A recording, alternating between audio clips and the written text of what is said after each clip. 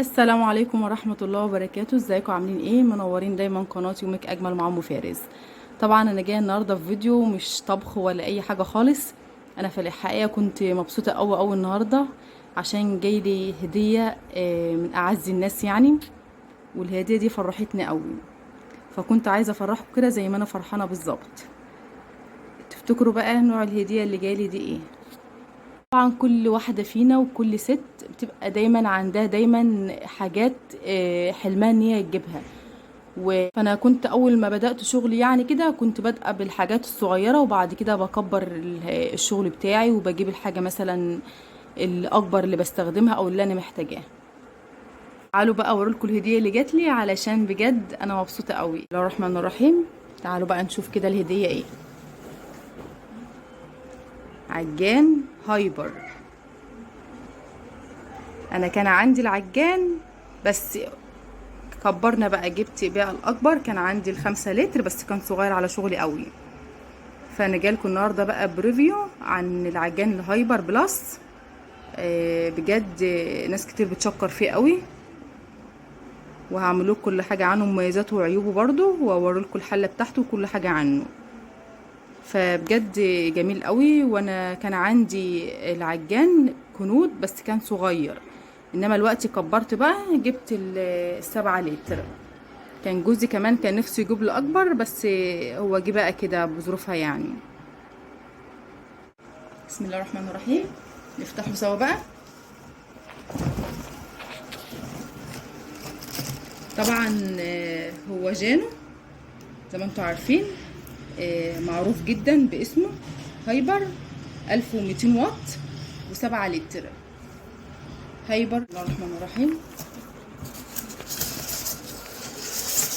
انا والله اول ما جه بس فتحته وشفت اللون بس وشفته بس ما فتحتوش ولا استخدمته لسه يعني. بسم الله الرحمن الرحيم.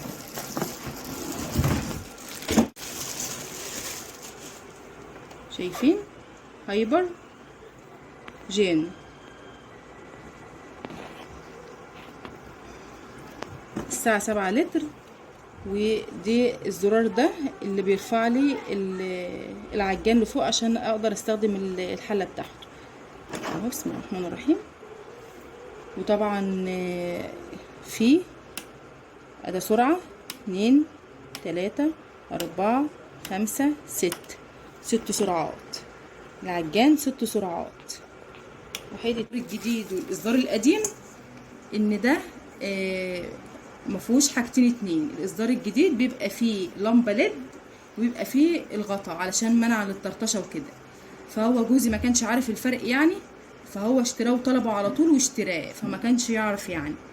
فهو رجع زعل تاني ان هو ما كانش يعرف الاصدار الجديد من القديم لان الفرق مش كتير، فهو جابه.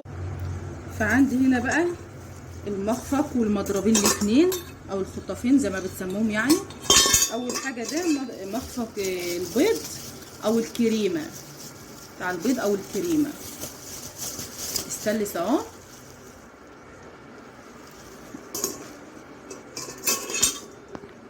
وده بتاع الخليط، مضرب الخلط يعني اللي بتعملوا بيه اي حاجه ده.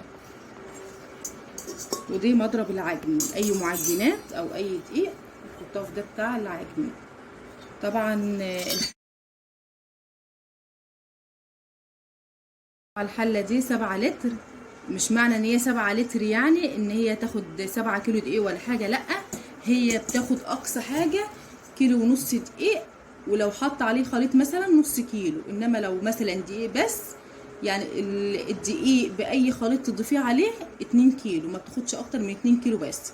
ان كترت عليه اكتر من 2 كيلو طبعا هيحصل مضاعفات للعجان وكل حاجه معاك هتبوظ بسرعه. فالاستخدام بتاع الحله دي يكون 2 كيلو دقيق بس بالخليط بكله يعني. لو استخدمت خليط نص كيلو يبقى كيلو ونص دقيق.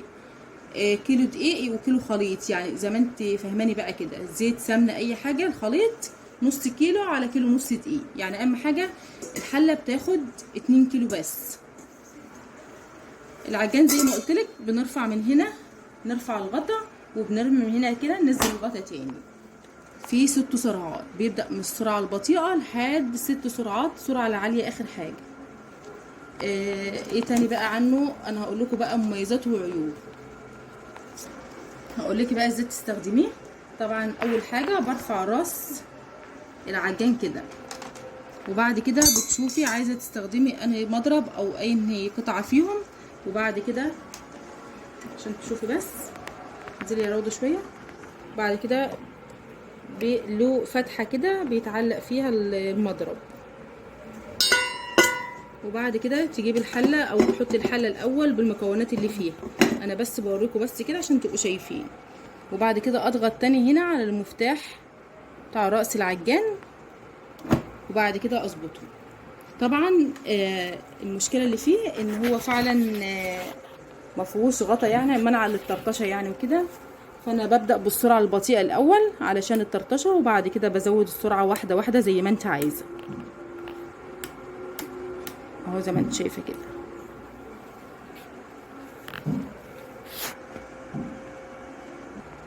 وطبعا زي ما قلت لك ده الاصدار القديم،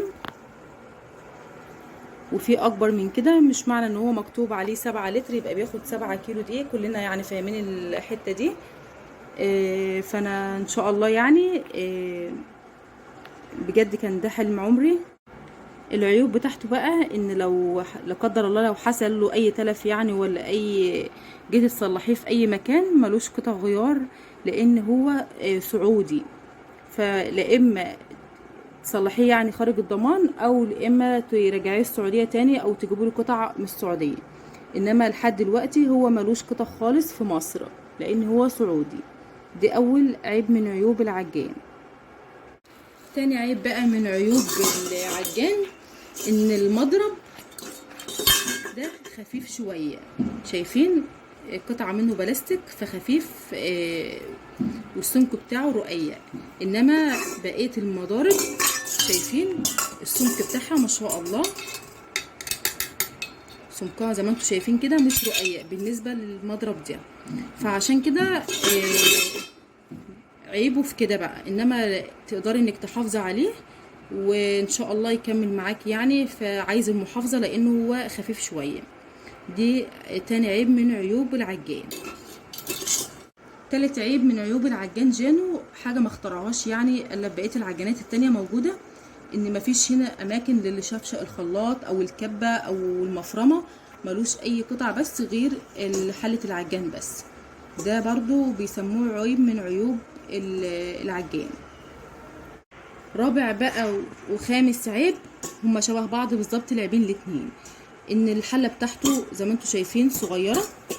الحله صغيره ما بتاخدش يعني كميه دقيق كتيره، يعني زي ما قلت لك اقصى حاجه 2 كيلو دقيق او كيلو خليط، وكيلو دقيق كيلو ونص دقيق نص خليط. يعني الحله بتاعته صغيره. ده عيب من عيوب العجان. خامس عيب وهما الاتنين شبه بعض برضو، ان لو كترت العجين، لو كترت مثلا الدقيق وجيت عملته على السرعه الستة ما يدلكيش النتيجه كويسه، بالعكس العجين مش هيطلع معاكي كويس. كل ما بتكتري نسبه الدقيق بتقلل السرعه.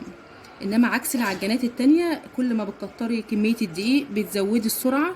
انما العجان دي لا، لو عملتي مثلا كميه دقيق كتيره وشغلتيها عجين يعني على السرعه الستة بيتلف العجان بسرعه وبيبوظ معاكي بسرعه، ما بيقعدش معاكي وقت طويل.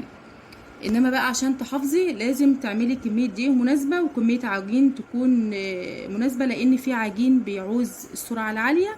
العيب الخامس اللي احنا اتكلمنا عليه بتاع الحله مش صغيره، بس صغيره بالنسبه لو عندك شغل اوردرات كميه كبيره يعني مش هتعرفي تخرجي الاوردرات كلها مره واحده. انما زي ما انا بشتغل كده اوردرات بسيطه وشغل بسيط، فالحمد لله بجد دي نعمه من نعمه ربنا. لان كان عندي برضو كنود قبل كده 5 لتر وكان صغير جدا، يا دوبك كنت بعمل بيه طلب واحد بس. انما استخدمت جانو قبل كده فبجد الساعه كويسه والحله ما شاء الله، وواحده واحده بنكبر زي ما قلتلك.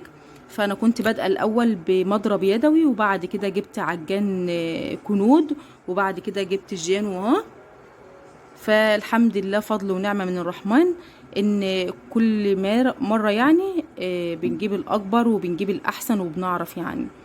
فانا استخدمت جانو قبل كده، مش ده يعني، استخدمت واحد شبهه قبل كده يعني، كان عندي طلبيه يعني كبيره واستخدمت جانو. وفعلا كان مناسب معاه في الشغل، وبيطلع الشغل ما شاء الله عليه، يعني في التراث ما شاء الله عليه. ويا رب يجعله كده فتحة خير عليا يا رب، وهدية بجد جميلة، ورب يخليه لنا يا رب وما نتحرمش منه ابدا.